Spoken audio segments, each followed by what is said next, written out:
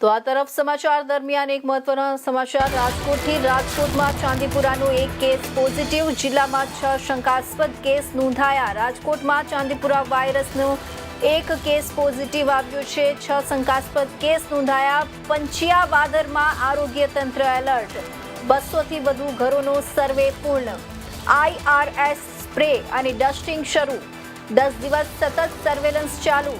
રાજકોટમાં ચાંદીપુરાનો એક positive case નોંધાયો, જિલ્લામાં 6 શંકાસ્પદ કેસ નોંધાયા। પંચિયાવાદરમાં આરોગ્ય તંત્ર એલર્ટ, 200 થી વધુ ઘરોનો સર્વે પૂર્ણ, IRS સ્પ્રે અને ડસ્ટિંગ શરૂ, 10 દિવસ સતત સર્વેલન્સ ચાલુ। રાજકોટમાં તમને વધુ વિગતમાં માહિતી જણાવીએ તો રાજકોટ જિલ્લામાં ચાંદીપુરા વાયરસને લઈને આરોગ્ય તંત્ર સંપૂર્ણ એલર્ટ મોડમાં આવી ગયું છે। જિલ્લા કલેક્ટર ડોક્ટર ઓમ પ્રકાશે આજે મહત્વપૂર્ણ માહિતી આપતા જણાવ્યું છે કે જિલ્લામાં અત્યાર સુધી ચાંદીપુરાના વાયરસના કુલ 6 શંકાસ્પદ કેસ નોંધાયા છે, જેમાંથી 4 દર્દીઓના રિપોર્ટ નેગેટિવ આવ્યા છે, જ્યારે ગોંડલ તાલુકાના પંચિયાવાદર ગામનો એક કેસ પોઝિટિવ નોંધાયો છે। હજુ એક શંકાસ્પદ દર્દીના સેમ્પલનો રિપોર્ટ આવવાનો બાકી છે।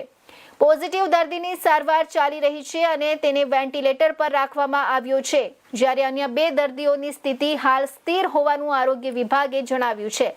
સાથે સાથે પંચિયાવાદર ગામમાં સંક્રમણને અટકાવવા માટે જિલ્લા આરોગ્ય વિભાગે યુદ્ધના ધોરણે કામગીરી શરૂ કરી છે। 200 થી વધુ ઘરો અને 1000 થી વધુ વસ્તીનો સર્વે પૂર્ણ કરવામાં આવ્યો છે। આરોગ્ય વિભાગની 5 થી 6 ટીમો દરરોજ ઘરે ઘરે જઈ સર્વેલન્સ, તાવના દર્દીઓની તપાસ અને જાગૃતિની કામગીરી કરી રહી છે।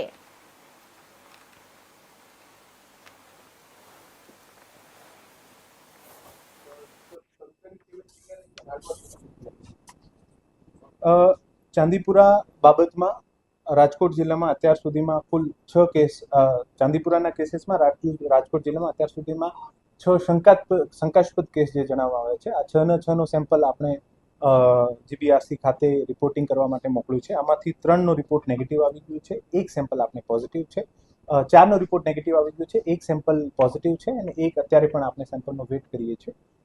અત્યારે 3 દર્દી એડમિટ છે, 1 વેન્ટિલેટર ઉપર છે અને 2 સ્ટેબલ છે। ચાંદીપુરાનો જે ગાંવ છે પંચિયાવદર ગોંડલ, આમાંથી એક પોઝિટિવ કેસ આવ્યું છે। પંચિયાવદર ગોંડલમાં 200 થી વધુ ઘરોમાં 10,000 થી 1,000 થી વધુ આબાદીનો